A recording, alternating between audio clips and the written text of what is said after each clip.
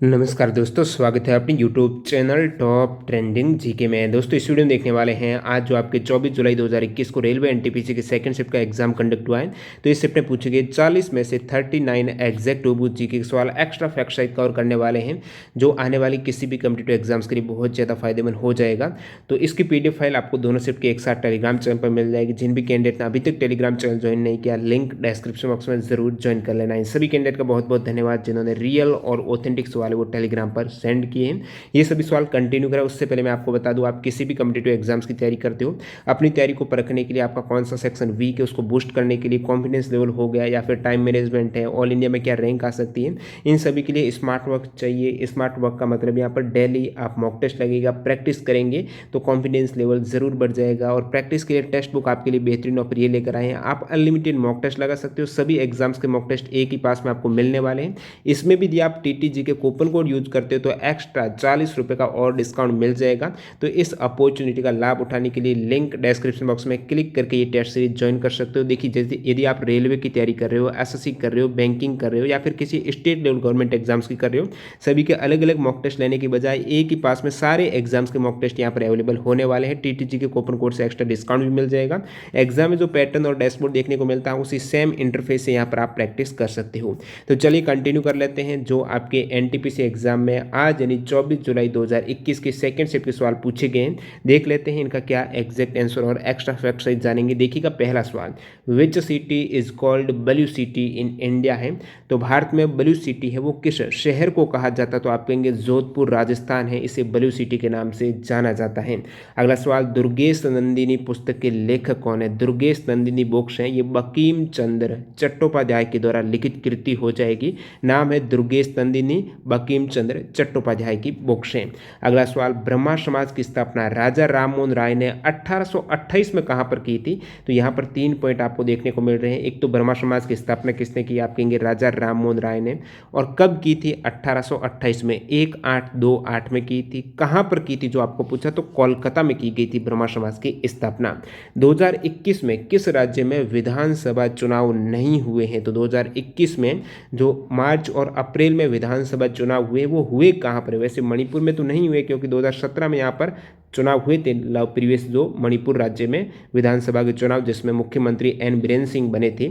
अभी देखिए 2021 में हुए, एक तो असम में हुए हैं, तो असम में हुए थे ये 27 मार्च, आपको याद रखना कि 21 में हो गए। देखिए डेट का कोई मतलब नहीं है, वैसे अप्रैल में हुए ज़्यादातर, 27 मार्च 1 और 6 अप्रैल को। और असम में मुख्यमंत्री कौन बने हैं, तो यहाँ पर सीएम बने हैं हिमंता बिस्वा शर्मा बने हैं।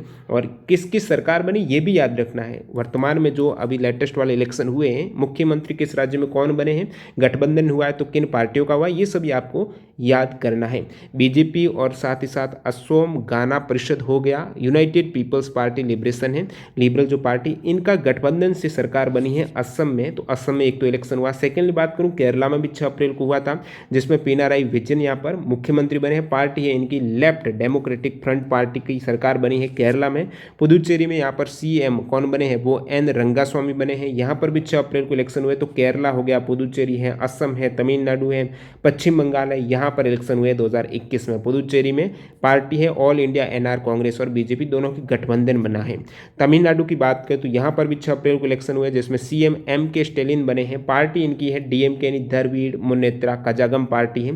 फिर फाइनली बात करूँ पश्चिम बंगाल, सभी को पता होगा 21 में इलेक्शन हुए हैं और सीएम ममता बनर्जी बनी। इनकी party all India Trinamool Congress है। इलेक्शन हुए थे 27 मार्च 1, 6, 10, 17, 22, 26, 29 अप्रैल 2021 को।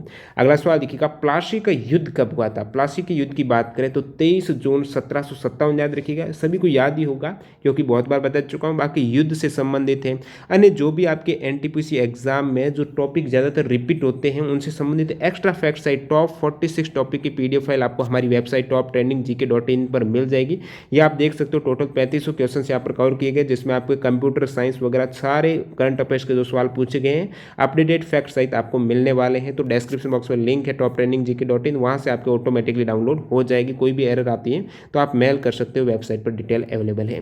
प्लास्टिक का युद्ध बता दिया। देखिए प्लास्टिक युद्ध से एक एनटीपीसी एग्जाम में सवाल पूछा हुआ है कि किसके विश्वासघात के कारण सिराजुद्दौला को हार का सामना करना पड़ा था, रॉबर्ट क्लाइव या फिर ब्रिटिश ईस्ट इंडिया कंपनी से।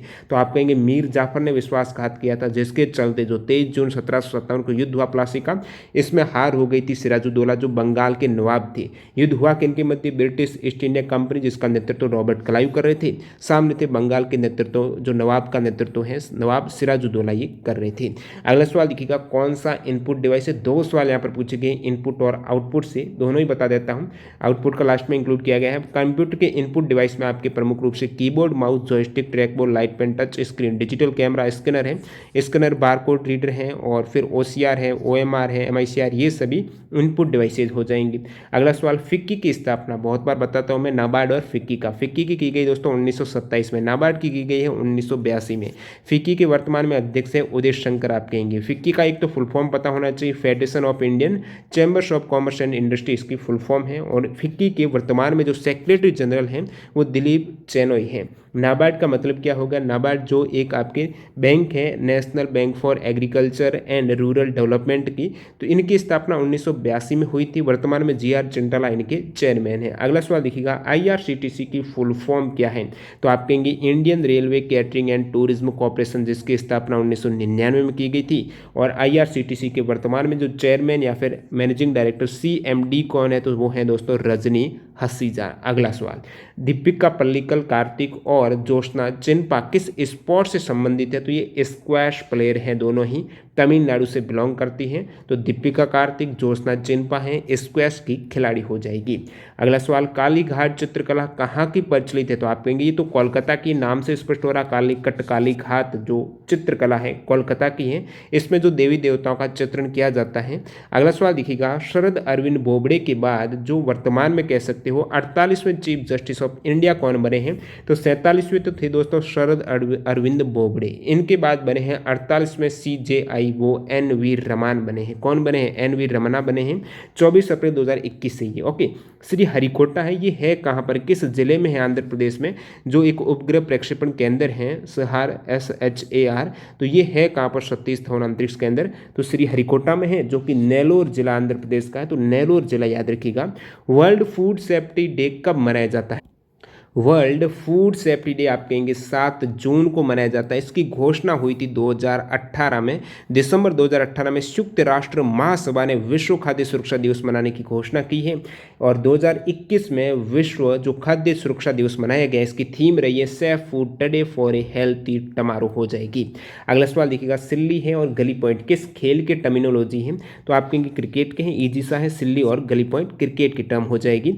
मंगोलिया कल भी पूछा गया था, यानी 23 जुलाई को भी, आज भी 24 जुलाई को। मंगोलिया किस महाद्वीप का देश है? कल पूछा गया था आपकी 23 जुलाई को, किस क्षेत्र में आता है? तो ईस्ट एशिया में आता है, ये एशिया महाद्वीप का हो जाएगा। मंगोलिया की राजधानी याद रखिएगा उलान बतार है। नेक्स्ट में देखिएगा, चंद्रयान 2 के लॉन्च के समय इसरो के चेयरमैन कौन थे? 1 का नहीं 2 का पूछा था आपको। देखिए 1 के समय तो जी माधवन नायर थे, 2 के समय सभी को पता है के सिवान थे। तो जी माधवन नायर, ये एनटीपीसी में पूछा हुआ सवाल है, इंक्लूड किया हुआ मैंने। जो भी चंद्रयान है, चंद्रयान 2 से काफ़ी सवाल मैंने उन टॉपिक में डाले हैं जो टॉप 46 टॉपिक हैं इसरो के हो गए। इसके अतिरिक्त जो उपग्रह हैं वो सारे आपको मिसाइल वगैरह मिलने वाले उसमें। तो जी माधवन नायर हैं, ये 2003 से 2009 तक रहे हैं। ये प्रथम की बात हो रही है, चंद्रयान फर्स्ट जो लॉन्च हुआ था उस समय जी माधवन नायर थे। अब देखिए इसरो के पूरे चेयरमैन की लिस्ट ही देख लीजिए, कोई भी घटना पूछ लें आप इजीली, यदि उसका सन पता है तो डायरेक्टली यहाँ से कर लीजिएगा आप। देखिए विक्रम साराभाई हैं, 1963 से 72 प्रथम ये इसरो के अध्यक्ष बने थे। ठीक है, विक्रम साराभाई 63 से 72 याद रखिएगा। फिर MGK मेनन बने थे 72 से, ये 72 में रहे थे। सतीश धवन रह चुके हैं 72 से 84, 84 से 94 UR राव याद रखिएगा। के कस्तूरी रंगन रहे दोस्तों 1994 से 2003 तक। फिर यहाँ पर आगे जी माधवन नायर जो चंद्रयान फर्स्ट के समय इसरो के चेयरमैन रहे हैं, 2003 से 9 तक रहे हैं। के राधाकृष्णन रहे हैं 9 से 14 तक। फिर यहाँ पर शैलेश नायक रहे हैं 15 में। और किरण कुमार, देखिए एग्जाम आ जाए, के सिवान से पहले कौन थे इसरो के चेयरमैन? नाम कहेंगे आप कहेंगे AS किरण कुमार थे, 2015 से 18 तक रहे हैं। वर्तमान में के सिवान 2018 से कंटिन्यू। अमेरिका के रक्षा सचिव कौन है जो मार्च 2021 में भारत के दौरे पर आए थे? वो है दोस्तों लॉयड ऑस्टिन है। ठीक है, जो बाइडेन के राष्ट्रपति हैं, जो बाइडेन राष्ट्रपति बने थे, तो इनके राष्ट्रपति बनने बनने के बाद किसी अमेरिकी मंत्री का ये पहला भारत दौरा है। लॉयड ऑस्टिन है जो कि अमेरिका के रक्षा मंत्री कह सकते हो, रक्षा सचिव हैं, जो इंडिया के दौरे पर आए थे मार्च में। चिल्का झील किस पक्षी हेतु प्रसिद्ध है दोस्तों? चिल्का झील है फ्लेमिंगो, हिंदी में बोले तो राजहंस हेतु प्रचलित है, प्रसिद्ध है। चिल्का झील किस पक्षी के लिए? तो ये फ्लेमिंगो के लिए है। और जो चिल्का झील है ये भारत की पहली रामसर साइट, जो रामसर आर्द्रभूमि साइट के रूप में घोषणा ये शामिल की गई थी, 1981 में शामिल इंक्लूड हुई है, ये जरूर याद रखिएगा। रामसर साइट कब बनी है? Wetland site. गुलामगिरी पुस्तक के ऑथर कौन है? तो ज्योतिराव फुल्ले हो जाएंगे। ज्योतिराव फुल्ले की और एक और प्रमुख पुस्तक है जिसका नाम है शेतकरा का असूद है, ये भी इनकी पुस्तक है। शेतकराय का असूद और गुलामगिरी दोनों ही ज्योतिराव फुल्ले की बुक्स हैं। बड़े भौगोलिक क्षेत्र में फैला हुआ नेटवर्क कौन सा है? नाम से स्पष्ट है, वाइड है, बड़ा भौगोलिक क्षेत्र है, वाइड एरिया नेटवर्क की बात हो रही है। एक दोस्तों मैन भी रहता है, मैन का मतलब है मेट्रोपॉलिटन एरिया नेटवर्क। पादप कोशिका की कोशिका भित्ति किससे बनी होती है? कोशिका भित्ति जो पादप कोशिका में पाई जाती है वो सेलुलोज की बनी होती है दोस्तों। लूनी नदी का उद्गम कहाँ से होता है? लूनी नदी जो राजस्थान में, ये अजमेर का जो नागपाड़ है ये अरावली श्रेणी में आता है, तो नागपाड़ अरावली श्रेणी यदि ऑप्शन था वो आप टिक कर सकते थे। कच्छ का रण किस देश से मिलता है? तो कच्छ का रण जो गुजरात में है, और गुजरात पाकिस्तान से अपनी सीमा साझा करता है, तो कच्छ का रण भी पाकिस्तान से हो जाएगा। देखिए कच्छ का रण एक बायोस्फीयर रिजर्व है। यहाँ से एग्जाम में सवाल बनता है कि भारत में क्षेत्रफल के अनुसार सबसे बड़ा बायोस्फीयर कौन सा है? तो कच्छ का रण है जो कि 12,454 वर्ग किमी एरिया में फैला हुआ है। भारत छोड़ो आंदोलन प्रस्ताव पारित किस महीने में हुआ था? अगस्त में हुआ था, 8 अगस्त 1942 को हुआ था, मुंबई की ग्वालियर टैंक मैदान में। ये भारत छोड़ो आंदोलन का प्रस्ताव है वो पारित किया गया था, अगस्त याद रखिएगा। स्किन यानी जो त्वचा है और बाल है इनका कलर किस वर्णक के कारण होता है? मेलेनिन वर्णक है, काफ़ी बार एग्जाम आता रहता है सवाल, तो ये आपके मेलेनिन वर्णक के कारण त्वचा का रंग है वो होता है दोस्तों, या फिर जो बालों का रंग है इसी का कारण है मेलानिन वर्णक। नौजवान भारत सभा के संस्थापक कौन थे? नौजवान भारत सभा के संस्थापक थे दोस्तों भगत सिंह, ठीक है। इसकी स्थापना हुई थी 1926 में, नौजवान 1926 में स्थापना हुई थी भगत सिंह के द्वारा। किस भारतीय अमेरिकी डॉक्टर को अमेरिकी सर्जन जो जनरल है वो नियुक्त किया गया है? तो अमेरिकी सर्जन जनरल नियुक्त किया गया है जो एक भारतीय अमेरिकी डॉक्टर है, विवेक मूर्ति इनका नाम है। इससे पहले जो डॉक्टर विवेक मूर्ति हैं 2011 में ओबामा प्रशासन के वक्त हैं वो सर्जन जनरल रह चुके थे। बाद में जो ट्रंप आए थे उनको हटा दिया था, अभी यहाँ पर जो बाइडेन ने दोबारा इन्हें अमेरिकी सर्जन जनरल नियुक्त किया है विवेक मूर्ति को। अगला सवाल देखिएगा, 67वें राष्ट्रीय फिल्म अवार्ड में किसे बेस्ट एक्टर या एक्ट्रेस का अवार्ड नहीं मिला है? तो 67वां कल जो 23 जुलाई को आया था उसमें मैंने सारे अवार्ड बताए थे, यदि आपने वो देखा होगा ज़रूर यहाँ पर फायदा मिला है। बेस्ट एक्टर एक्ट्रेस का अवार्ड है वो 3 जनों को दिया गया है, क्योंकि बेस्ट एक्टर का 2 जनों को दिया गया था, तो एक ऑप्शन यहाँ पर अलग हो जाता है। मनोज वाजपेयी और धनुष को बेस्ट एक्टर का मिला है 67वें राष्ट्रीय फिल्म अवार्ड जो अभी 2021 में, ये भी देखिएगा मार्च में दिए गए हैं, तो मार्च के सारे सवाल याद रखिएगा, क्योंकि मार्च से यहाँ पर प्रत्येक ये जो आज से अपने सवाल पूछे गए करंट अफेयर्स के लगभग सभी सवाल मार्च से ही थे, तो मार्च के सारे सवाल ज़रूर रट लेना एक तरीके से, जिनका भी आगे सेट में एग्जाम है। तो यहाँ पर सुशांत सिंह राजपूत को नहीं मिला ये 67वां राष्ट्रीय फिल्म अवार्ड। देखिए किनको दिया गया है देख लीजिएगा एक नज़र में सभी को। 67वें नेशनल फिल्म अवार्ड जो 22 मार्च 2021 को दिए गए हैं, जो मूवी 2019 में सेंसर हुई थी उनको यहाँ पर सिलेक्ट किया गया है। कोविड-19 के कारण ये पोस्टपोन करके 2021 में दिया गया है। इसमें बेस्ट फीचर फिल्म है ये मराकर, याद रखिएगा। ये जो आप देख रहे हो ब्लू वाले ये है 2019 में जो दिए गए थे, इनसे पहले 66वें नेशनल अवार्ड है वो किनको मिला है सेम कैटेगरी में। और बात करूं best non feature film an engineer dream हो जाएगी। बेस्ट डायरेक्टर का कह सकते हो संजय पूरण सिंह चौहान है। Best direction in non feature film में है वो सुधांशु सरिया हो जाएंगे। फिर यहाँ पर बेस्ट फिल्म फ्रेंडली स्टेट की बात करें तो ये सिक्किम है। Next best actor Manoj Vajpayee और धनुष है जो पूछा गया था 2019 में, जो 66 में मिले थे वो आयुष्मान खुराना और विक्की कौशल को दिया गया था। बेस्ट एक्ट्रेस है कंगना रनौत है। Best supporting actor Vijay Sethupathi. Best supporting actress है पल्लवी जोशी, याद रखिएगा। बेस्ट फीचर फिल्म जो हिंदी में छिछोरे को दिया गया। Best feature film on environment conservation है वाटर बुरियल हो जाएगा, काफ़ी इंपॉर्टेंट है, याद रखिएगा। Best film on other social issues है वो दोस्तों आनंदी गोपाल हैं, ये मराठी मूवी है। Best feature film on national integration है ताजमहल। और जो नेशनल फिल्म अवार्ड दिए जाते हैं इसमें एक अवार्ड रहता है दादा साहेब फाल्के अवार्ड जो 2021 में मिला है। 2019 वाला अवार्ड रजनीकांत को दिया गया। इसमें पुरस्कार राशि कितनी दी जाती है? तो 10 लाख की पुरस्कार राशि यहाँ पर दी जाती है। जो पीतल है वो किसका मिश्रण है, स्पेशली ऑप्शन में परसेंटेज वाइज आपको बताना था। तो 70% तो पीतल में कॉपर है और 30% जिंक है। कॉपर और जिंक में 70-30 का अनुपात याद रखिएगा। बाकी सारी मैं मिश्र धातु बता देता हूँ जो कितने परसेंटेज वाइज भी देख लेना। कांसा है, ब्रॉन्ज है, इसमें 90% कॉपर याद रखिएगा। कांसा में 90% कॉपर है, 10% यहाँ पर टिन है। कांसा में 10% टिन है, 90% कॉपर है, कांसा याद रखिएगा। पीतल जो पूछा था कॉपर 70 है, जिंक 30 है। गन मेटल है, इसमें निकल निकल नहीं, तांबा जो जिंक है और कॉपर है, जिंक है और टिन हो जाएगा। ठीक है, तो ये आपके गन मेटल है, कॉपर, जिंक और टिन।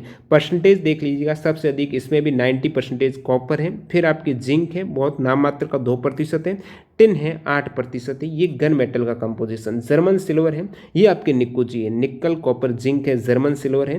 तांबा जिसमें 60% है, जिंक 20% है, 20 ही निकल है, तो 20-20 जिंक निकल है, कॉपर इसमें 60 हो जाएगा। मैग्नीशियम है, तो मैग्नीशियम में एल्यूमिनियम है आपके 95% और मैंगनीज है 5%। इसी प्रकार ड्यूरेलियम देख लीजिएगा। स्टेनलेस स्टील से बहुत बार एग्जाम में पूछा जाता है। स्टेनलेस स्टील में आयरन होता है, साथ ही साथ यहाँ पर निकल और क्रोमियम भी मौजूद रहता है। एक सिर्फ स्टील में आयरन और कार्बन रहता है, लोहा और कार्बन है। ये स्टील में, इस्पात में और स्टेनलेस स्टील में इसमें निकल क्रोमियम भी ऐड होता है। फ्यूज तार बहुत बहुत इंपॉर्टेंट है दोस्तों, एग्जाम में आता रहता है। फ्यूज तार में देखिए सीसा लेड कितना होता है, 37% होता है सीसा 37। ठीक है, फिर टिन हो जाएगी 63, बाकी बच्चे हुए टिन ही तो है। सीसा 37, टिन 63% है फ्यूज तार में। नाइक्रोम है, लोहा निकल क्रोमियम है। एल्निको एल्यूमिनियम निकल कोबाल्ट हो जाएगा। बात करूँ घंटा धातु भी इंपॉर्टेंट है। घंटा आप बेल आइकन जरूर क्लिक कर देना दोस्तों चैनल को सब्सक्राइब करके। तो घंटा धातु है तांबा और टिन। ठीक है, सोल्डर धातु है, सीसा और टिन है, ये याद रखिएगा। फ्यूज तार और सोल्डर धातु है, तो फ्यूज तार में आपके सीसा 37% है, सोल्डर धातु में जो सीसा है वो 68% है और टिन है वो 32% है। कृत्रिम सोना है 10% एल्यूमिनियम, 90% कॉपर है। बाकी ये PDF फाइल आपको टेलीग्राम चैनल पर मिल जाएगी। अगला सवाल देखिएगा, ऑस्ट्रेलिया, भारत, जापान, अमेरिका 2021 में किस सम्मेलन में भाग लिया है इन 4 देशों ने? Australia, Bharat, Japan, America. तो ये क्वाड समिट हुआ है 2021 में, फर्स्ट क्वाड समिट था। ये वर्चुअल ऑनलाइन हुआ कोविड-19 के कारण, जिसमें भारत, अमेरिका, जापान, ऑस्ट्रेलिया। ठीक है, याद रखिएगा, भारत ने भाग लिया है, अमेरिका ने लिया है, जापान ने लिया, ऑस्ट्रेलिया। क्योंकि एग्जाम में आ जाता है सवाल कि क्वाड समिट में कौन सा देश हिस्सा नहीं ले रहा है निम्नलिखित में से, तो इंडिया, अमेरिका, जापान, ऑस्ट्रेलिया ले रहा है। और ये जो पहला शिखर सम्मेलन है 12 मार्च 2021 को देखिएगा, ये भी मार्च 2021 से पूछे गए सारे सवाल 21 से ये शिफ्ट में। और क्वाड का अर्थ हो जाएगा क्वाड्रिलेटरल सिक्योरिटी डायलॉग है, जिसमें 4 देश भाग ले रहे हैं। इस क्वाड का मकसद है एशिया प्रशांत क्षेत्र में शांति और शक्ति की बहाली करना है। अगला सवाल देखिएगा, कौन सा इनपुट डिवाइस नहीं है? तो आप याद रखिएगा आउटपुट डिवाइस कौन से? इनपुट आउटपुट से 2 सवाल आए हैं। आउटपुट है monitor, printer, audio speaker, headphone, plotter, projector, GPS, sound card, video card, ये सभी आउटपुट डिवाइसेज हैं।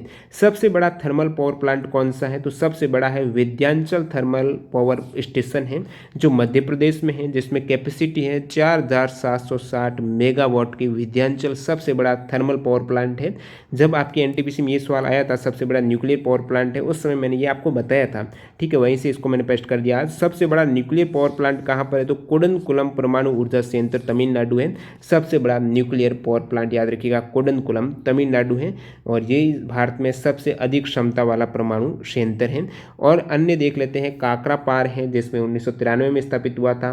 फिर मद्रास एटॉमिक पावर स्टेशन भी है कलपक्कम में, जो तमिलनाडु में 1984 में। नरोरा एटॉमिक पावर स्टेशन है। इस प्रकार आप देखेंगे तो सबसे लेटेस्ट में आएगा कुडनकुलम न्यूक्लियर पावर प्लांट है 2013 में। अगला सवाल, केसिन प्रोटीन किस में पाया जाता है? दूध में। एक तो पाया जाता है दोस्तों दूध में केसिन, दूसरा वे, 2 प्रोटीन यहाँ पर मिल्क में पाए जाते हैं। पश्चिम मध्य रेलवे का हेडक्वार्टर है, कल भी पूछा गया था एक हेडक्वार्टर से जिसमें सम्मिलित करना था। पश्चिम मध्य रेलवे यानी वेस्ट सेंट्रल रेलवे का मुख्यालय जबलपुर मध्य प्रदेश में है। अन्य जो 18 टोटल रेलवे जोन है वो देख लीजिएगा, इनका हेडक्वार्टर कहाँ पर है? तो सेंट्रल रेलवे का मुंबई में है। ठीक है, कोंकण रेलवे का नवी मुंबई में है। नॉर्थर्न रेलवे दिल्ली में है। नॉर्थ सेंट्रल का है दोस्तों प्रयागराज में। नॉर्थ ईस्टर्न का है गोरखपुर में। नॉर्थ ईस्ट फ्रंटियर रेलवे दोस्तों ये है गुवाहाटी में, मालीगांव गुवाहाटी में है। नॉर्थ वेस्टर्न रेलवे की बात करें तो जयपुर है NWR। East railway Kolkata, east railway Kolkata. East central पूछे तो हाजीपुर हो जाएगा। ईस्ट कोस्ट पूछ रहे तो भुवनेश्वर है। और साउथर्न रेलवे चेन्नई सेंट्रल हो जाएगा। साउथ सेंट्रल रेलवे सिकंदराबाद है। और जो लेटेस्ट बना है साउथ कोस्ट रेलवे, इसका विशाखापट्टनम है। South eastern railway Kolkata, south east central railway Bilaspur, south western का हुबली में है, वेस्टर्न का हो जाएगा आपके मुंबई में, और वेस्ट सेंट्रल का है जबलपुर में, जो आपको पूछा था जबलपुर में। अगला सवाल देखिएगा, academy award for best adapted screen play 2021 किसे दिया गया है। यानी जो एकेडमी अवार्ड, जो ऑस्कर अवार्ड को भी बोला जाता है, इसमें एक कैटेगरी है best adapted screen play award है। ये द फादर को मिला, द मूवी द फादर है, जिनमें फ्लोरियन जेलर और क्रिस्टोफर हैम्पटन, इन दोनों को दिया गया है द फादर मूवी को। बेस्ट, ये तो आपके था best adapted screen play. Best original screen play पूछ ले तो प्रोमिसिंग यंग वुमन हो जाएगा, प्रमोसिंग यंग वुमन है, इनको दिया गया है बेस्ट ओरिजिनल स्क्रीन प्ले है प्रोमाइसिंग यंग वुमन को। तो ये दोनों आपको याद रखना है, बेस्ट एडेप्टेड है द फादर, बेस्ट ओरिजिनल है प्रोमाइसिंग यंग विमन को। और 93rd एकेडमी अवार्ड की बात कर लेते हैं पूरी सभी कैटेगरी में, जो 25 अप्रैल 2021 को दिए गए हैं। तो अप्रैल के भी सवाल आ चुके हैं। 93rd एकेडमी अवार्ड हैं, इसमें देखिए ये 1 जनवरी 2020 से 28 फरवरी 2021 तक की जो मूवी सेंसर हुई है उनको अवार्ड दिए गए हैं एकेडमी अवार्ड। जो इसमें बेस्ट पिक्चर का है नो मैडलैंड को दिया गया है, बेस्ट डायरेक्टर का है ये चोले झाओ को, आप सर्च करना यूट्यूब पर कि फिल्म अवार्ड 2021 टॉप ट्रेंडिंग जी के सारे अवार्ड इंक्लूड किए गए हैं, चाहे आपके वो नेशनल फिल्म हो, फिल्म फेयर हो, जहाँ से सवाल आ रहे हैं अभी वो जरूर देख लेना, पीडीएफ भी टेलीग्राम पर अवेलेबल है। बेस्ट डायरेक्टर का हो गया, बेस्ट एक्टर का एंथोनी हॉपकिंस हो जाएगा दोस्तों। बेस्ट एक्ट्रेस है फ्रांसिस मैकडोरमेंड, बेस्ट सपोर्टिंग एक्टर है डैनियल कुलुहा, बेस्ट सपोर्टिंग एक्ट्रेस है याउन यू जुंग हो जाएंगे। बेस्ट एनिमेटेड फीचर फिल्म है वो शॉल है, बेस्ट इंटरनेशनल फीचर फिल्म है अनदर राउंड है, डेनमार्क की फिल्म है। बेस्ट डॉक्यूमेंट्री फीचर है माई ऑक्टोपस टीचर हो जाएगी। सबसे अधिक अवार्ड है नो मैडलैंड को, 3 अवार्ड दिए गए हैं। आईएमएफ से संबंधित गलत स्टेटमेंट कौन सा है, तो आईएमएफ यानी इंटरनेशनल मॉनेटरी फंड की बात हो रही है, अंतर्राष्ट्रीय मुद्रा कोष है, जिनके मेंबर देश तो है 190 है, ठीक है। अक्टूबर 2020 में अंडोरा देश है वो अंतर्राष्ट्रीय मुद्रा कोष में शामिल हो गया और इसका 190वां देश बना है, वो अंडोरा बना है अक्टूबर 2020 में। वर्तमान में आईएमएफ की मैनेजिंग डायरेक्टर है क्रिस्टलिना जॉर्जिवा है और चीफ इकोनॉमिस्ट है आईएमएफ की वो गीता गोपीनाथ है। मुख्यालय वाशिंगटन डीसी में है। इसकी स्थापना 1945 में हुई थी, 27 दिसंबर 1945 को जब स्थापना हुई थी। 29 सदस्यीय देश थे। यहाँ पर ये जरूर स्टेटमेंट आपको देखने को मिला होगा ऑप्शन में। भारत में अंग्रेजी शिक्षा का जनक किसे माना जाता है, तो लॉर्ड मैकाले को माना जाता है। 1835 में लॉर्ड मैकाले के द्वारा लॉर्ड विलियम बेंटिंग के प्रारूप के अनुसार अंग्रेजी शिक्षा का भारत में आरंभ किया गया था। भारतीय संविधान के अनुच्छेद 344(1) और 351 के अनुसार 8वीं अनुसूची में कुल कितनी भाषाएं हैं, तो भारतीय संविधान के आर्टिकल 344(1) और 351 के अनुसार भारतीय संविधान में जो टोटल भाषाएं उल्लेखित है वो 22 भाषाएं हो जाएगी, जिसमें जो आर्टिकल 343(1) क्या कहता है कि भारतीय संघ की राजभाषा हिंदी और लिपि देवनागरी, ये आर्टिकल 343 है। कुल 22 भाषाओं में एग्जाम में सवाल आ जाता है, निम्नलिखित में से कौन सी भाषा नहीं है, तो ये 22 भाषा देख लीजिएगा एक नज़र में। असमीज है, बंगाली, बोडो, डोगरी, गुजराती, हिंदी है, कन्नड़ है, कश्मीरी है, कोंकणी है, मैथिली, मलयालम और मिथई हो जाएगी, जैसे मणिपुरी कह सकते हो। इसके अलावा मराठी है, नेपाली, ओडिया, देखिए नेपाली भी है, कंफ्यूज मत होना, ओडिया है, पंजाबी है, संस्कृत है, संथाली है, सिंधी है, तमिल, तेलुगु, उर्दू है। यहाँ पर आप क्या देख रहे हो, एक भाषा है, इंग्लिश नहीं है, ठीक है। तो एग्जाम में ऑप्शन में इंग्लिश देकर भी कंफ्यूज किया जाता है। अगला, और ये सभी इसमें उर्दू भी याद रखिएगा, उर्दू भी हैं और साथ साथ नेपाली वगैरह। और 14 जो शुरुआत में संविधान जब शामिल हुआ था, संविधान लागू हुआ था, उस समय 14 भाषाएं थी। शुरुआत में 14 थी, बाद में ऐड हुई है और 22 बन गई है। तो 14 को शुरू में संविधान में शामिल किया गया था। बाद में कौन सी कब ऐड हुई, थोड़ा ये भी देख लीजिएगा। सिंधी को 1967 में हुआ था ऐड, 21वें संविधान संशोधन हुआ था उस समय, तो इस एक्ट के तहत है वो सिंधी को 1967 में ऐड किया गया था। कोंकणी, मणिपुरी हैं और नेपाली, इनको 1992 में किया गया था। कोंकणी, मैती और नेपाली को 1992 में। 71वें संविधान संशोधन। बोडो, डोगरी, मैथिली, संताली हैं। एग्जाम में आ जाए, इस प्रकार सवाल आता रहता है कि 92वें संविधान संशोधन 2003 में कौन सी भाषा को जो भारतीय संविधान की 8वीं अनुसूची में ऐड किया गया या फिर नहीं किया गया, तो बोडो, डोगरी, मैथिली, संताली याद रखिएगा, जो कि 1992 में नहीं 2003 में हुई है 92वें संविधान संशोधन। 1992 में कोंकणी, मणिपुरी और नेपाली हुई है। 1967 में सिंधी हुई है। तो ये सभी आपको याद होना चाहिए। अंतिम सवाल एक था कि मार्च 2021 तक जो पब्लिक सेक्टर के उपक्रम कौन सी कंपनीज हैं पब्लिक सेक्टर, इस टाइप पे एग्जैक्ट सवाल नहीं मिला, क्या ऑप्शन थे जिन भी कैंडिडेट का एग्जाम था जरूर बताना।